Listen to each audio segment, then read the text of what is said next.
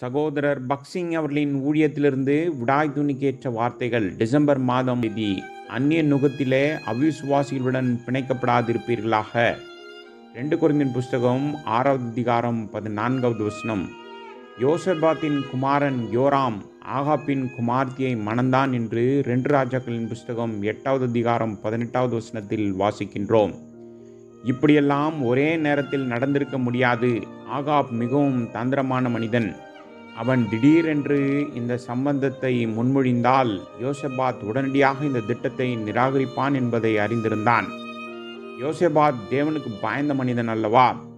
எனவே ஒரு புத்திசாலித்தனமான வழியில் அவன் முதலில் யோசபாத்துடன் ஒரு ராஜா இன்னொரு ராஜாவோடு நட்பு கொள்வது போல நட்போடு இணைந்தான். நட்பை ஏற்படுத்திய பிறகு மெதுவாக திருமண திட்டத்தை கொண்டு வந்தான். ஒருவேளை யோசபாத் தன் மருமகளை மதம் மாற்றம் செய்ய முடியும் என்று கூட அவன் யோசனை செய்திருக்கலாம்.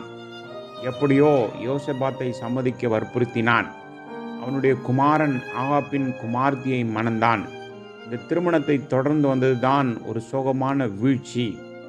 தேவன் மீதும் அவருடைய வார்த்தையின் மீதும் யோசபாத் காட்டிய அன்பு மற்றும் வைராக்கியத்திற்கு பிறகு இந்த திருமணம் அவனுக்கு ஒரு வீழ்ச்சியை கொண்டு வந்தது.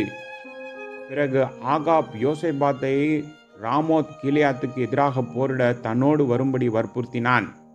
எதிரி எவ்வளவு தந்திரமாக வேலை செய்தான் என்பதை கவனியுங்கள். சமாரியாவில் உள்ள என் அரண்மனைக்கு வா என்று ஆகாப் அவனிடம் சொல்லவில்லை. மாறாக ராமோத் கிலியாத் போருக்கு என்னோடு கூட வா என்றான்.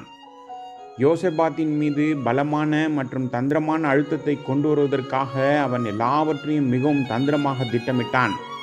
இந்த நேரத்தில் யோசபாத் ஆகாப்பின் வலையில் மிகவும் இறுக்கமாக சிக்கினான். அவன் தீர்க்கதரிசியாகிய மீகாயாவின் எச்சரிக்கையை கூட கவனிக்கவில்லை.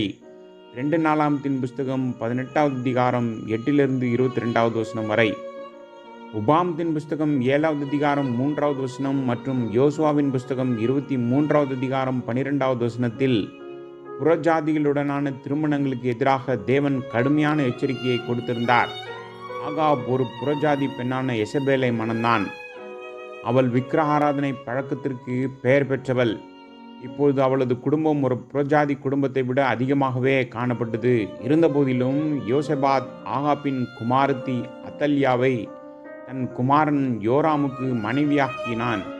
இவ்வாறு யோசபாத் ஆகாப்பின் வலையில் விழுந்தான். மீகாயா தீர்க்கதரிசி பலமுறை மற்றும் உறுதியான எச்சரிக்கைகளை அவனுக்கு கொடுத்த போதிலும் ஒரு அடிமையைப் போல அவன் ஆகாப்புடன் போருக்கு சென்றான்.